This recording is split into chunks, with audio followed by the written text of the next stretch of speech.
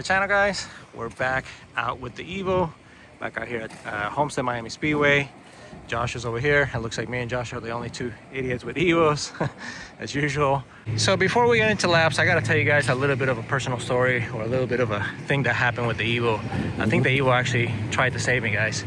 So, you know, you guys know that I had the issue with the fuel system and, you know, the car leaning out and all that kind of stuff. So I really couldn't run the car at full tilt, you know, the last time I was here. Well, like a week after that or something like that, I ended up going with my son to Cars and Coffee. And when I got off the highway to go to the show, all of a sudden I just heard like a bolt drop.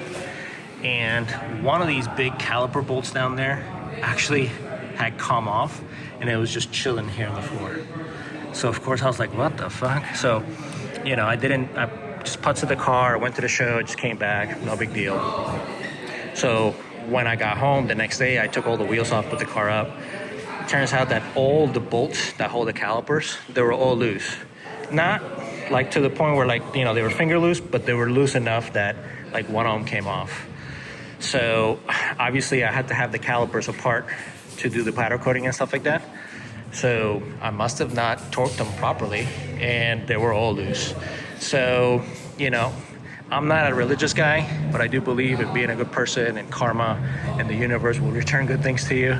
I feel like the Evo was trying to tell me something, you know what I mean? Like, something bad could have really happened if I was sending it, and then a caliper, you know, started coming apart or something like that. So, blessing in disguise. I'm still very frustrated with the car, considering selling it, to be honest with you, just because I've had so many little issues and stuff like that. I guess after having the C7 for so long, I kind of have high expectation, guys, you know what I mean? The C7 is just so reliable. It's kind of ridiculous, and it's hard to justify, you know, keep going with this car if every time that I have is issues. Okay, but enough negative talk. I am here. I do want to, man, I just want to turn laps. You know what I mean? If IPV, great, you know, obviously that's always a goal, but, you know, really what I really want, man, is be able to turn laps stress-free. I don't want to have to be stressing out about this thing, having to looking at the gauges and all that kind of stuff, you know what I mean? So hopefully the Evo redeems himself today. So let's get to some laps. All right, here we go. First session. You're gonna see, probably gonna take it easy, get a feel for the car, making sure everything is good. I'm not super confident. I'm not 100% confident in the car, so I think I'm gonna take it easy at first. Hopefully everything is looking good and we can start pushing a little bit harder. In case you can see the yellow display, that's my tire pressure sensors. They're not in the correct location, so you're probably gonna see the two rear ones going higher, but those are actually the fronts. So, and then also it may start beeping because it has like a high temperature warning, but I think it only goes to like 180, and I'm sure that the front tires are gonna get more than 180. All right, here we go.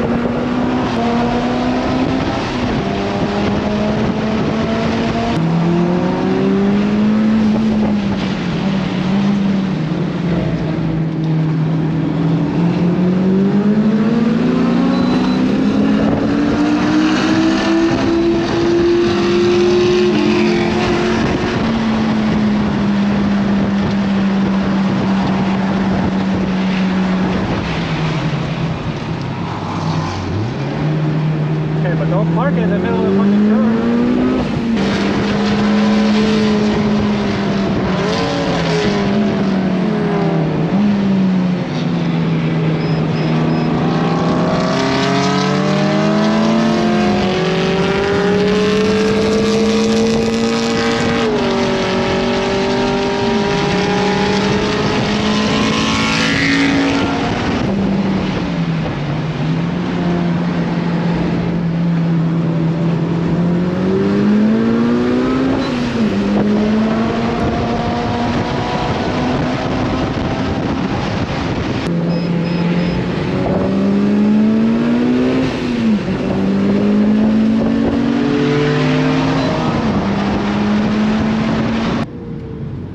Okay, well, she didn't disappoint. She's running really good.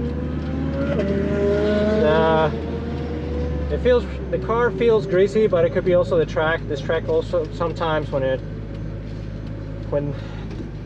a lot of street cars come, a lot of people throw dirt and stuff like that on the track.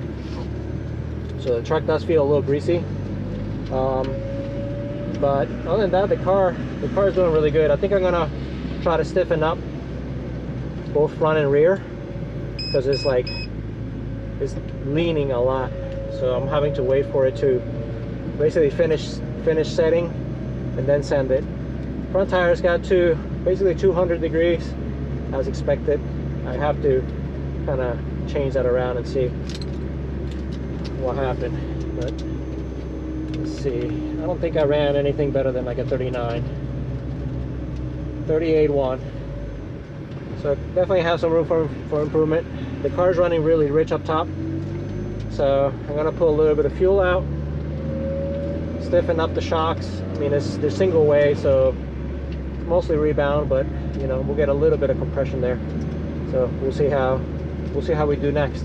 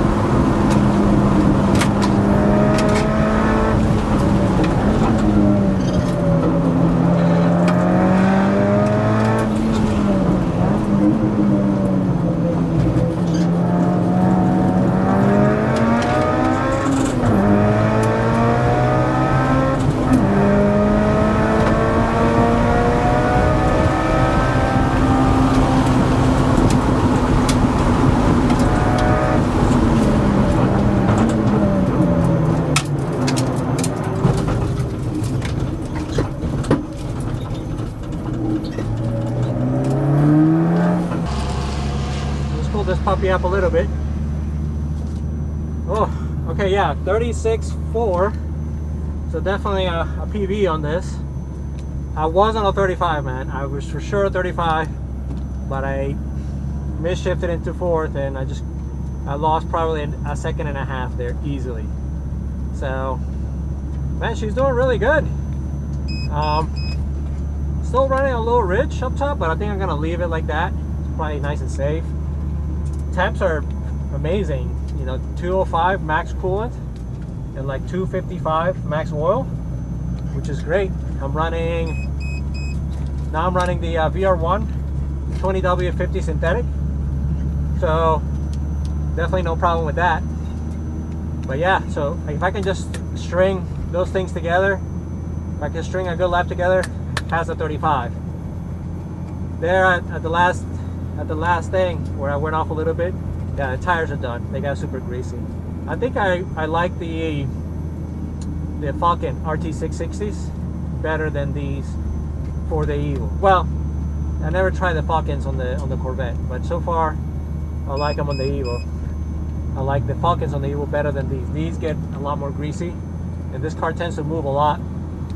So because it's so, you know, soft, you have to wait for it to transfer the weight. And I mean, if you guys saw, if you go in the throttle too early, like on, what is that, turn 5 and 6, the 2 compound left. Man, I drifted there pretty good a couple of times. Hopefully that came out good in video. All right, back at home base, and I think we achieved the goal, boys. This thing turned laps and laps and laps all day. I think I was driving the piss out of this car, man. It was so much fun. And I did end up PBing 136.4, which, to be honest with you, once I got going, even though at the beginning I said, hey, I'd be happy if I could just turn laps, and yes, I am very happy about that. I was kind of, I don't know, man. I'm kind of frustrated with the car. It doesn't do what I expected. It's not what I expected it was gonna be, to be honest. Okay, I guess I'm just so used to this that I really just need to kind of relearn how to drive one of these things. I think I was overdriving it, to be honest with you. A lot of times I would just get into like terminal understeer, and I would just get upset, you know, and I just kind of had this this frustrated kind of feeling. Not the whole time. I did have a lot of fun. It was a blast, okay? And I am very, very happy that the car's in one piece. Finally didn't have any major issues. But I guess once I was going through the day, and it definitely seemed like the car was just doing great, I definitely expected I was going to be able to turn an easy 35. And I honestly thought that it was going to be an easy 35, guys, because on the last outing when I had the fuel filter issue thing, I was really limping the car, you know. I took a lot of power out of the car. I was short shifting it and this and that, and I ran at 37, a high 37, but I ran at 37. So I thought, oh, for sure, you know what I mean? Full power, full sand, full revs, you know what I mean? We're gonna shave an easy, 2 seconds out of that for sure. But it just didn't happen. So because I got the 35 in my head, you know, I just kept seeing 37s and 38s and 37s and 38s, and I only ran the 136, mind you. Okay, so that I kind of got in my own head, you know, and then I just started overdriving the car. I started really sending it. I started overheating the front tires. You know, this is only a 255 in the front. It's still, you know, with full tank of gas myself, I haven't taken really much weight out of this, so fully loaded is probably 3,500 pounds. So it's still a considerably heavy car. And I started leaning on ABS. I just started pushing the front as much as I could. You know, some of those led into some awesome drifts, but, you know, I was just overdriving the car, you know what I mean? So that led to some frustration. But it's really not the car's fault, you know what I mean? The car did flawless, and, you know, I just have to be realistic as to, you know, what I can do as a driver and what the car can do with the grip that I've allowed it. I have really soft street suspension, you know what I mean? So, you know, I just have to be more realistic with the whole situation. So I think that that's the crux of the Evo journey, right? These cars are not really great track cars while being great street cars, and they're not great street cars once you turn it into a great track car, you know? So I'm kind of teetering on that edge, you know what I mean? I don't really want to do anything else with this car. I'm very happy with the setup with this car on the street, and I've said it many times that for me this is an 80 to 90% street car, you know. So I don't want to lower it more, you know, and scrape everywhere. I don't want to put mega stiff springs, you know. I don't want to put crazy locking LSDs that make all kinds of noise and stuff like that. I mean, it does have already LSDs that make noise. I don't want it to be even worse, you know what I mean? I don't want to cage it. I just don't want to ruin this car, you know what I mean? I've done that to so many Evos. I just don't want to go down the path with this car. I mentioned at the beginning of the video that I am considering selling the car. That's still in the cards, but that will be a topic for another video. But for now, you know, if I am going to continue to run this car every now and then at the track, I really just have to tell myself, you know, hey, it is what it is, and this is just an enjoying kind of experience, you know what I mean? This is what I have to set PVs and send it. This is more about feel. I have to do everything myself. There's no traction control. There's no auto blip. There's nothing here to save you, okay? Yes, it's all-wheel drive, and yes, it has an electronic center diff, but there's not a whole host of all kinds of stuff that the car does for you here, you know what I mean? The steering feel in this is amazing. The transmission is shit, to be honest, even though it's a TRA, but these things, you know, they're just never gonna feel great. But it works great, you know what I mean? So I just have to be realistic with myself, and if I'm gonna continue, you know, in the path that, hey, this is a street car first, then I think that this is the ultimate build in my mind.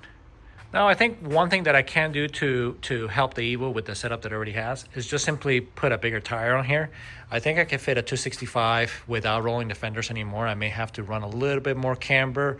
Hopefully running a little bit more camber doesn't ruin kind of the way the rear on the car works. Oh, actually, I never even moved the sway bar. The sway bar is still in the middle setting, and as you guys saw, the car can drift, you know what I mean?